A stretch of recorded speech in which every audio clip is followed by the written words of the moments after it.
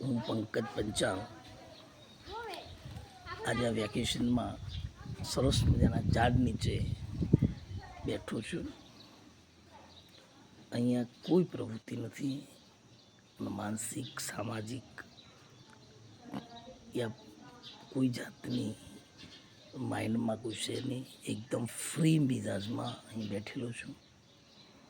ઘરના આંગણવાડી સુપરવાઇઝર તરીકે અહીં આવે એટલે આપણે એકદમ ફ્રી છીએ. એ અંદર ઓફિસમાં બેઠા હશે, ચર્ચા કરતા હશે. એટલે અહીંયા હું બેઠો છું તો મને એકદમ યાદ આવ્યું કે જીવનમાં જે 4-5 શબ્દો યાદ આવ્યા એનું જરા સ્પષ્ટીકરણ કરીએ. માણસના જીવનમાં જુદા જુદા પ્રસંગો બનતા હોય. આખા જીવનની અંદર એવા મને 5 શબ્દો. એક છે સત્ય. સત્ય એટલે સાચું બોલવું.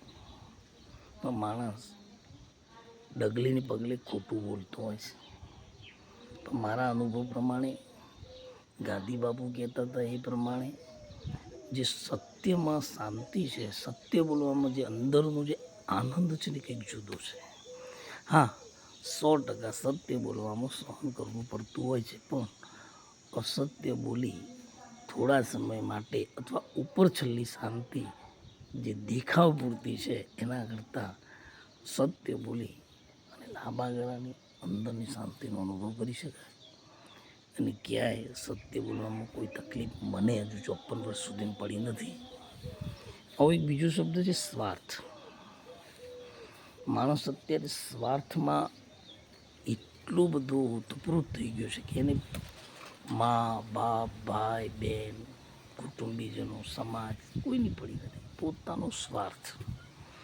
જ્યાં પોતાને સ્વાર્થમાં એટલે કે પોતાને કંઈક ફાયદારૂપ હોય ને એટલે એના માટે તમે સારા. એને સ્વાર્થ માટે તમારા સંબંધો હોય, સ્વાર્થ માટે તમારી મિત્રતા રાખે, સ્વાર્થ હોય એટલે તમારા સાથે સારું બોલે, સ્વાર્થ હોય એટલે તમારા બધું જ હોય. સ્વાર્થ પૂરો થાય એટલે એની જે જોવાની દૃષ્ટિ બદલાઈ જાય, હાવભાવ બદલાઈ જાય, એના સંબંધો બદલાઈ જાય, ભાષા બદલાઈ જાય. એટલે આવા સ્વાર્થી લોકો હોય છે. તો ખરેખર સાચું જીવન જીવવા માટે, અંદરની અંતરાત્મા માટે સ્વાર્થ માટે ન જીવતા જે સત્ય હકીકત છે ત્યાં જીવવું જોઈએ. પછી બહારથી અંદરથી સ્વાર્થ હોય, મુખ મેં રામ બગલ મેં છોરી, તો એ સારું નથી. બીજી વાત છે વખાણ. ત્રીજો શબ્દ છે વખાણ. તો વખાણની અંદર દરેક વ્યક્તિને પોતાના વખાણ ગમતા હોય છે. ગમે તેવો વ્યક્તિ હોય એને ખબર છે કે મારા ખોટા વખાણ કાચો તો એને ગમતા હોય છે. એટલે સાચું તો મેં એને કહું કે તમારી અંદર આ ભૂલ છે તો એને નહીં સમજાય, ગુસ્સો કરશે, તમારાથી અથડો થઈ જશે, જાણે કોઈ મોટો રાક્ષસ હોય એવો દેખાવ કરી દેશે. તો આ વખાણ શબ્દ પણ માણસને પોતાના રૂકાવટ કરતો હોય છે. ખોટા વખાણ એટલે એમ કહું કે કોઈ પણ વ્યક્તિ તમારી પાસે આવે અને વખાણ કરે અથવા બીજા વ્યક્તિની વાત કરે તે સ્ટોપ કરાવી દેવી કે ભાઈ તમે તમારું કરો. ઘણા એવા છે પોતે કાંઈ ન કરે અને બીજાએ નથી કર્યું એવા પ્રશ્નો લઈ અને તમારી પાસે આવે તો એ માટે પણ બહુ વિચારવું છે જોઈએ. પછી ચોથા નંબરનો શબ્દ છે સુખી હોવાનો ઢોંગ કરવો.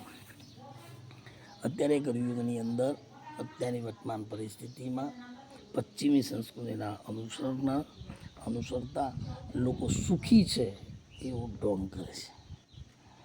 અંદરથી સુખ નથી, પણ બાહ્ય દેખાવ, બહારના કપડાં, ભૌતિક સામગ્રી, જીવનની રહેણી કહેણી એવી બદલી નાખે કે બહાર એવો બતાવે કે હું સુખી છું. ખરેખર સુખ એટલે ભૌતિક સુવિધા નથી, અંદર આપણા અંતરાત્મામાં શાંતિ મળે એ સુખી કહેવાય. છેલ્લે આખા જીવનનું જે રહસ્ય છે એવો એક શબ્દ છે શાંતિ. એ લોકો શાંતિ માટે વલખા મારતા હોય છે. આખા જન્મથી મરણ સુધીની બધી વચ્ચે જે પ્રક્રિયાઓ ચાલે છે એમાં શાંતિ માટે વલખા મારે છે. શાંતિ માટે પૈસા કમાવા, એને એમ થાય કે પૈસા કમાવ એટલે શાંતિ મળે, કોઈને એમ થાય હું સારો માણસ બનું છું શાંતિ મળે, સારું મને માન મોભું મળે તો મારે હું બધા કરતાં કંઈક અલગ છું એટલે શાંતિ મળે.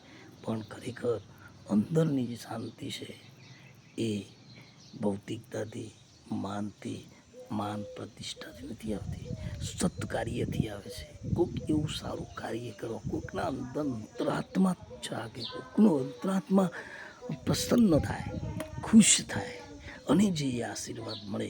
અથવા તમે કોઈ સત્કાર્ય કરતા હશો, 5 રૂપિયા એવા જરૂરતમંદને આપો ને અને એનું જો કામ થાય ને, એ પાણી પીવે, કોઈ ઉનાળાનો દિવસ હોય તડફડતો હોય તો એને 5 રૂપિયાની બોટલને પાણી પાઈને એ જે અંદરનો શાંતિ મળે ને આશીર્વાદ મળે ને એ પ્રમાણે આપણને આનંદ થતો હોય છે. શાંતિ માટેનું તો બહુ કઠિન છે કહેવું, એ તો જાતે જ અનુભવ કરીએ. કોઈક જગ્યાએ સારું કામ કરી જોજો. પણ હું એટલું માનું કે જ્યાં તમે કોઈ પણ કામ કરો ત્યાં સ્વાર્થ હોય, પછી ખાલી એક કોઈને નથી કરીને હું કરું છું, હું કેવો છું, મેં આ કર્યું, એવું સ્વાર્થ હોય ને તો પછી મોટા યજ્ઞો કરો તો એ કાંઈ નથી. બીજા દેખાવના કોઈ પણ કાર્યો કરો ત્યાં અંદરની જે શાંતિ છે મળી શકતી નથી.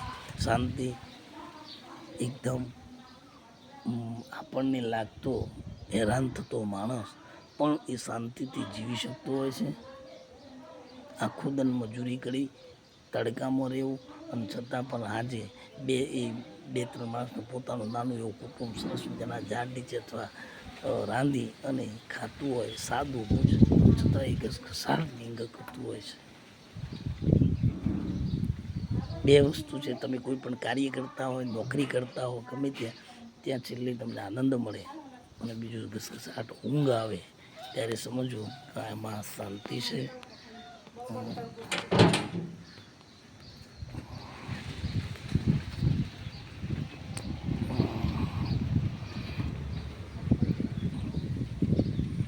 હવે આપણે આમ કરીએ છીએ.